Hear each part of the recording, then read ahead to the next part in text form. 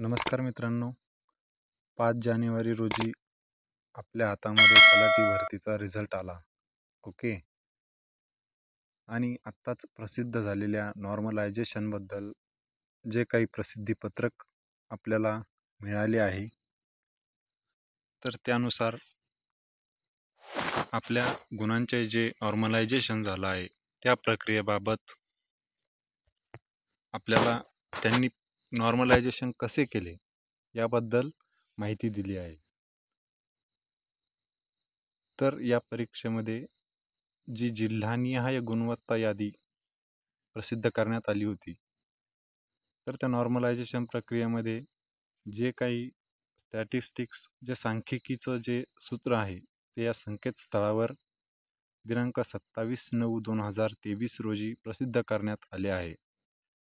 या इंग्रजी सांख्यिकी सूत्रामध्ये नमूद करण्यात आलेल्या चिन्हाचा मराठी अर्थ व गुणांक वाढ आणि गुणांक घट ही कशी होते हे दर्शवणारी उदाहरणे यासोबत प्रसिद्ध करण्यात येत आहे. तर गुणांकन वाढ दर्शवणारे उदाहरणामध्ये अवघड सत्रातील सरासरीची माहिती, त्यालाच आपण शॉर्ट फॉर्म त्यांनी दिला आहे MTI आणि MIQ. हे जे सरासरीची ही जी माहिती घेण्यात आली आहे, तर त्यामध्ये गुणांकन घट दर्शवणारे उदाहरणामध्ये सोप्या सत्रातील सरासरीची माहिती, तसेच MTI MIQ हे दिलं आहे. त्या उर्वरित 3 चिन्हे जी आहे ती MGT, MGQ, MGMQ अशा प्रकारची आहे. तर ती सर्व माहिती सर्व सत्रातील सरासरीची बाबतची असल्याने दोन्ही उदाहरणात सारखी आहे. तसेच उमेदवारास 120 गुण हे जे आहे ते मूळ गुण मिळाले असे समजण्यात आले आहे. तर त्यामध्ये आपण पहिल्यांदा बघूयात की गुणांकन वाढ जेव्हा झाली तर त्याचे कशा प्रकारे त्यांनी उदाहरण दिले आहे. तर मेन स्टँडर्ड डेव्हिएशन मेथड सूत्राचे मराठीमध्ये अर्थविवरण, गुणांकन वाढ दर्शवणारे उदाहरण. त्यामध्ये M⁻IJ हे जे चिन्ह आहे ते एखाद्या सत्रातील उमेदवाराचे सामान्यीकृत झालेले गुण हे दर्शवण्यासाठी त्यांनी वापरला आहे. तसेच MGT या ज्या चिन्हाचा अर्थ आहे ते 57 सत्रांमध्ये सर्वाधिक गुण मिळालेल्या 0.1% उमेदवारांच्या गुणांची सरासरी गुणसंख्या दर्शवण्यासाठी वापरले आहे. तशाच प्रकारे MGQ हे जे चिन्ह आहे ते 8,64,960 उमेदवारांना मिळालेल्या एकूण गुणांची सरासरी व सरासरी गुणांपासूनची तफावत यांची बेरीज हे दर्शवण्यासाठी केला आहे. तसेच MTI या चिन्हाचा अर्थ त्यांनी उमेदवारांच्या सत्रामध्ये सर्वाधिक गुण मिळालेल्या 0.1% उमेदवारांच्या गुणांची सरासरी गुणसंख्या दर्शवण्यासाठी केला आहे. तसेच MIQ या चिन्हाचा उपयोग त्यांनी उमेदवारांच्या सत्रामधील सर्व उमेदवारांना मिळालेल्या एकूण गुणांची सरासरी व सरासरी गुणापासूनची तफावत यांची बेरीज ही दर्शवण्यासाठी त्यांनी केला आहे. तसेच MIJ हे जे चिन्ह आहे त्यांनी उमेदवाराला त्याच्या सत्राकरिता आलेल्या प्रश्नपत्रिकेनुसार त्याने सोडविलेल्या प्रश्नानुसार प्रत्यक्ष त्याला मिळालेले गुण हे दर्शवण्यासाठी केला आहे. त्याचप्रकारे MGMQ या चिन्हाचा अर्थ त्यांनी 57 सत्रांमधील मिळालेल्या प्रत्येक सत्राच्या गुणांमधील सरासरींपैकी सर्वाधिक सरासरी आणि 8,64,960 या सर्व उमेदवारांची सरासरी गुणांपासूनची तफावत यांची बेरीज हे दर्शवण्यासाठी त्यांनी केले आहे. तर हे जे नॉर्मलायझेशनचे मार्क्स आहेत, तर त्या नॉर्मलायझेशनच्या मार्क्स त्याच्या प्रक्रियेबाबत वापरण्यात आलेले जे सूत्र आहे ते खालील प्रकारे आहे.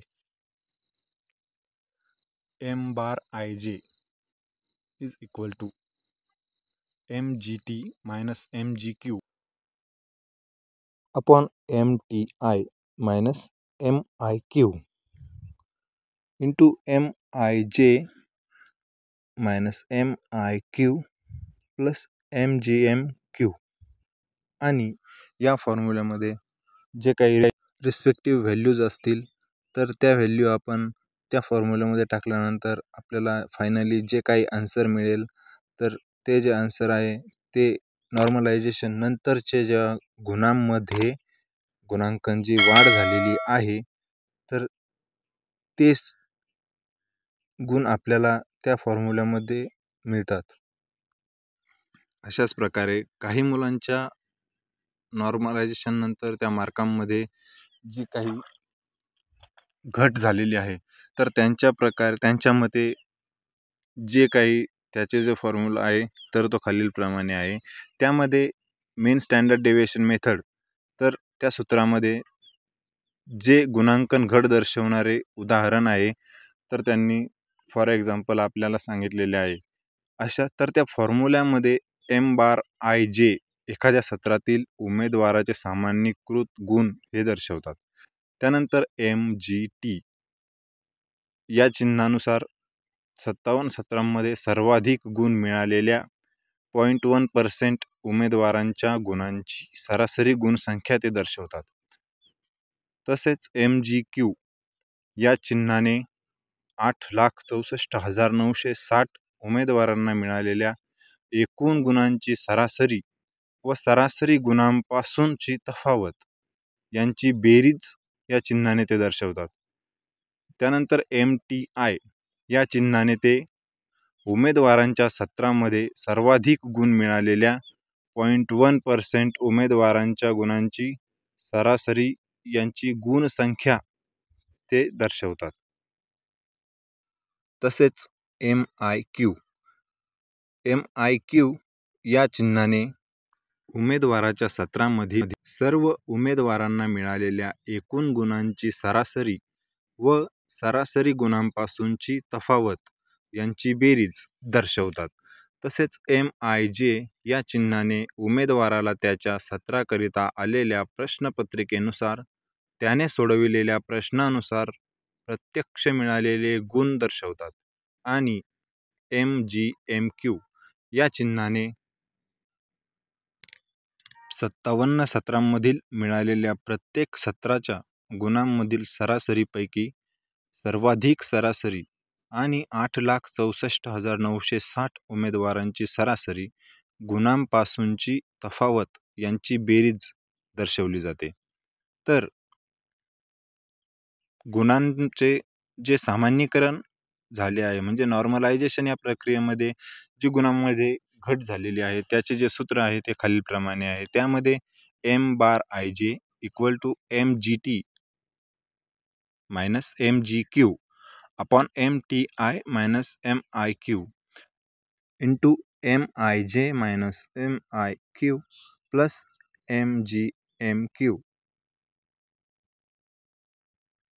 तर या फॉर्म्युल्यामध्ये जेव्हा ते रिस्पेक्टिव्ह व्हॅल्यूज आपण टाकू आणि त्यानंतर जेव्हा आपल्याला जे काही आन्सर मिळेल तर ते आन्सर म्हणजेच जे नॉर्मलायझेशन नंतर आलेल्या गुणांमध्ये जी तफावत म्हणजे जी काही घट झालेली आहे तर ती दाखवली आहे. म्हणजेच या फॉर्म्युल्यानुसार आपण गुणांचे जेव्हा नॉर्मलायझेशन झाले आहे आणि त्यानंतर जेव्हा आपल्याला घट होऊन जेव्हा जे गुण मिळाले आहे तर ते गुण या सूत्राने आपण काढू शकतो. तर मित्रांनो, तुम्हाला काही प्रश्न किंवा शंका असल्यास कमेंट्समध्ये सांगा. आपल्या चॅनलवरती नवीन असाल तर चॅनलला सबस्क्राईब करा आणि अशाच प्रकारचे नवीन व्हिडिओज आणि अशाच प्रकारच्या नवीन अपडेट्स आपल्याला मिळवत राहा. तर मित्रांनो, पुन्हा भेटूयात अशाच एका नवीन अपडेटसह. तोपर्यंत आपली काळजी घ्या.